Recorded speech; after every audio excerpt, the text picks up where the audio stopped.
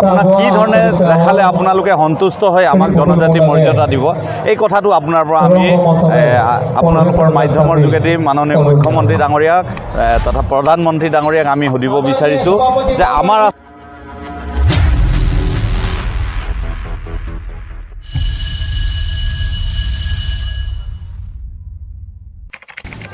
নমস্কাৰ।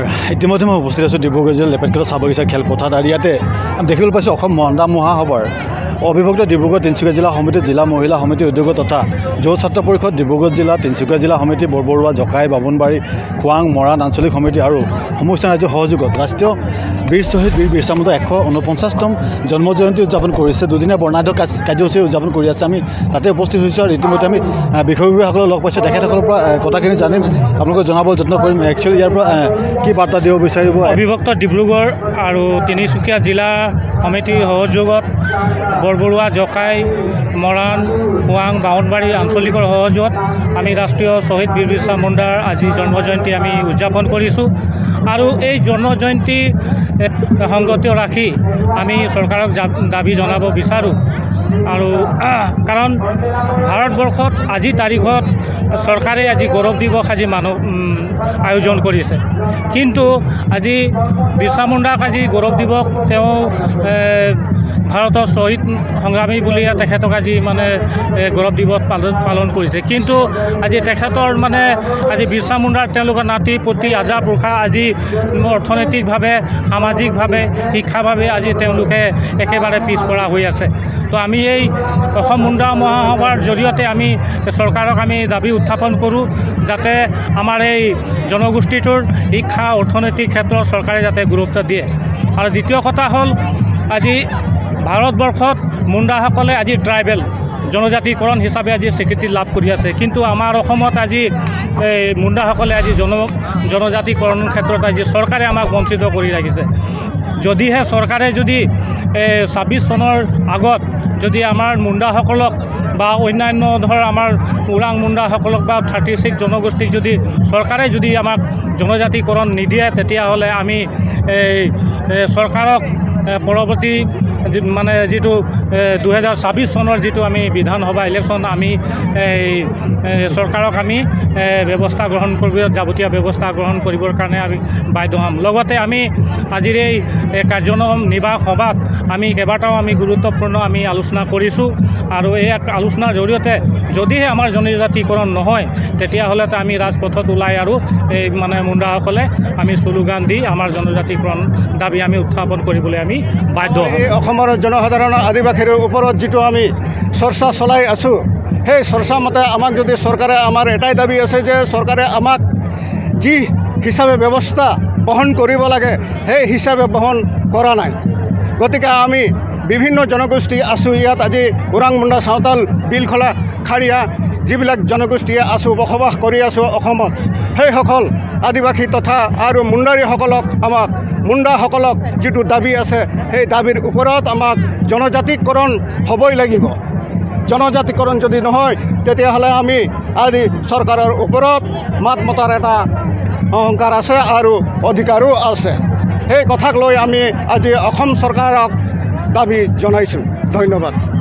নিশ্চয় এনেদৰে দাবী জনাইছে, যিহেতু জনজাতিকৰণ দাবীটো আজি নহয়, বহুত দিনৰ পুৰণা দাবী, তেখেতৰ দাবী জনাই আছে। আমাৰ চাহ জনজাতি ছাত্ৰ সন্থা তৰফৰ পৰা আমি মাননীয় মুখ্যমন্ত্ৰী ডাঙৰীয়াক এটা কথা আহ্বান কৰিব বিচাৰিছোঁ যে এই মুণ্ডা জাতি আৰু আমি অসমত বসবাস কৰা চাহ জনগোষ্ঠীৰ প্ৰতিটো সমাজ, প্ৰতিটো জাতিয়ে আচলতে আমি আপোনাক বাৰম্বাৰ কৈ থকাৰ পিছতো কিন্তু আপোনালোকে আচলতে আমাৰ ইতিহাস আছে, এই ইতিহাসবোৰ আপোনালোকে আচলতে আমি কি ধৰণে আপোনাক দেখাব পাৰিম, আপোনাক কি ধৰণে দেখালে আপোনালোকে সন্তুষ্ট হৈ আমাক জনজাতি মৰ্যাদা দিব, এই কথাটো আপোনাৰ পৰা আমি আপোনালোকৰ মাধ্যমৰ যোগেদি মাননীয় মুখ্যমন্ত্ৰী ডাঙৰীয়াক তথা প্ৰধানমন্ত্ৰী ডাঙৰীয়াক আমি সুধিব বিচাৰিছোঁ যে আমাৰ আচলতে প্ৰতিটো জাতিৰ আচলতে নিজৰ ইতিহাস আছে আৰু আমি নিজে জানো আৰু আমাৰ প্ৰতিটো সমাজৰ নিজৰ যি কলা কৃষ্টি আছে, যি সংস্কৃতি আছে, এই সংস্কৃতিবোৰ আপোনালোকে জানে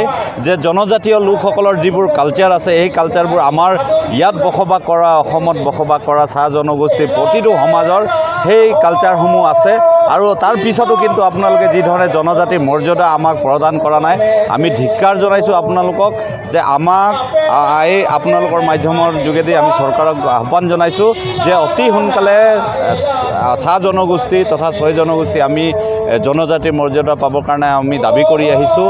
আৰু ইতিমধ্যে আমি চাহ জনজাতি ছাত্ৰ সন্থাই কিছুমান কাৰ্যপন্থা হাতত লৈছোঁ যে আগন্তুক যি নিৰ্বাচন আছে, এই নিৰ্বাচনৰ আগতে আমাৰ চাহ জনগোষ্ঠীৰ লোকসকলক যদি জনজাতিৰ মৰ্যাদা নিদিয়ে, আগন্তুক নিৰ্বাচনত ইয়াৰ পৰিণাম ভুগিবৰ কাৰণে আপোনালোকে প্ৰস্তুত হৈ থাকে।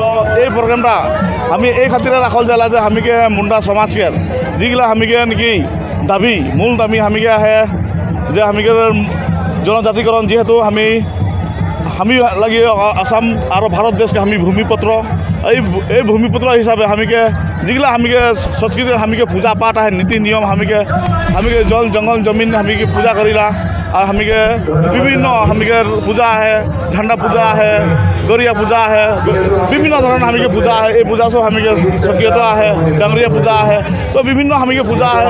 তৎসত্ত্বেও আমিকে এই মুন্ডা সমাজকে ক্রাইটেরিয়া থাকা সত্ত্বেও কিন্তু আজি তারিখে দেখা গেলে আমিকে আজ কিন্তু জনজাতিকরণ সরকারে প্রদান নাই করে, এটা খাতিরে আমিকে এক ক্ষোভিত। আৰু অসম মুন্ডা মহাসভা ডিব্ৰুগড় তিনিচুকীয়া জিলা সমিতি আৰু জিলা মহিলা সমিতিৰ উদ্যোগত যুৱ ছাত্ৰ পৰিষদ ডিব্ৰুগড় জিলা সমিতিৰ বৰবৰুৱা জকাই বামুণবাৰী সমিতি, মৰাণ আঞ্চলিক সমিতি আৰু সমূহ আস্থানীয় ৰাইজৰ সহযোগত আজি আমাৰ ৰাষ্ট্ৰীয় শ্বহীদ বীৰ বিৰছা মুণ্ডাৰ 149তম আমি জন্মজয়ন্তী পালন কৰিব লৈছোঁ। আৰু এই দুদিনীয়া কাৰ্যসূচীত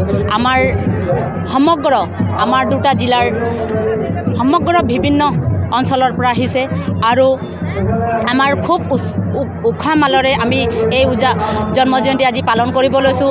আজি আমি প্ৰথমতে শোভাযাত্ৰা অনুষ্ঠানটো আমি ইতিমধ্যে সমাপ্ত কৰিছোঁ আৰু ইতিমধ্যে আমি বিশেষ এই সমাজটোৰ পৰা আমি বহুতখিনি কথা জানিব পাৰিছোঁ।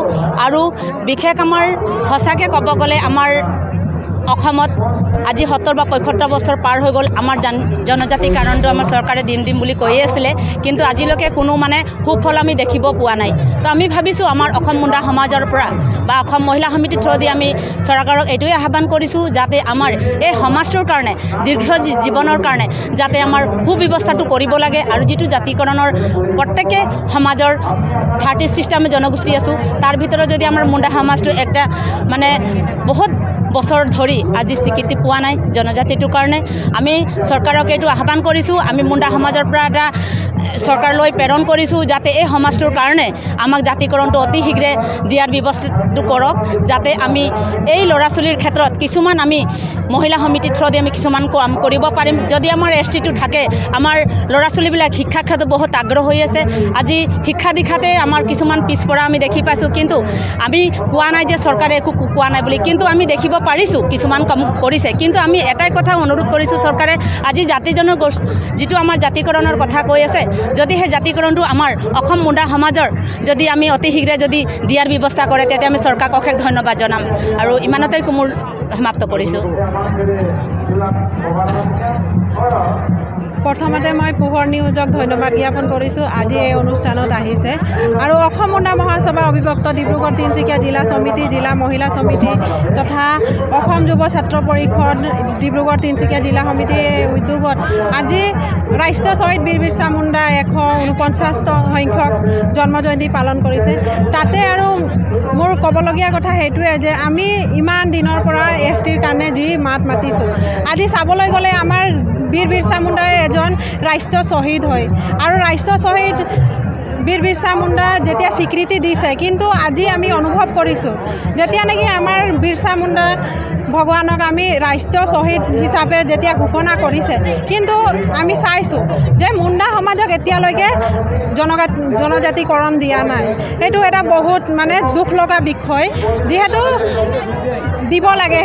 সেইটোৱে মই মহিলা সমিতিৰ পৰা অবিভক্ত ডিব্ৰুগড় তিনিচুকীয়া জিলা সমিতিৰ পৰা আমি অনুৰোধ জনাব বিচাৰোঁ চৰকাৰক যে আমাৰ ৰাষ্ট্ৰীয় শ্বহীদ বীৰ বিৰছা মুণ্ডাক যেনেকৈ স্বীকৃতি দিছে সেই হিচাপে আমাৰ মুণ্ডা সমাজকো জনজাতিকৰণ হিচাপে দাবী জনাইছোঁ। ইয়াকে কৈ মই নিশ্চয় সকলোৰে মুখত বিশেষ এটাই দাবী হৈছে জনজাতিকৰণ। গতিকে চৰকাৰে ইয়াৰ ওপৰত উচিত ব্যৱস্থা ল'ব বুলি আশা ৰাখিছোঁ। বৰ বিশেষ নকওঁ, যিহেতু 149তম জন্ম জয়ন্তী উদযাপন কৰা হৈছে, নিশ্চয় দেখিবলৈ পাইছে প্ৰায় 20,000ৰো অধিক লোক ইয়াত সমাগম হৈছে। আৰু এইখন মঞ্চৰ পৰা সকলোৰে এটাই দাবী হৈছে জনজাতিকৰণ। গতিকে চৰকাৰে ইয়াৰ ওপৰত উপযুক্ত ব্যৱস্থা ল'ব বুলি কামনা ৰাখি ভিডিঅ'টো শ্বেয়াৰ কৰিব বুলি আশা ৰাখি মই বিদায় লৈছোঁ। ধন্যবাদ।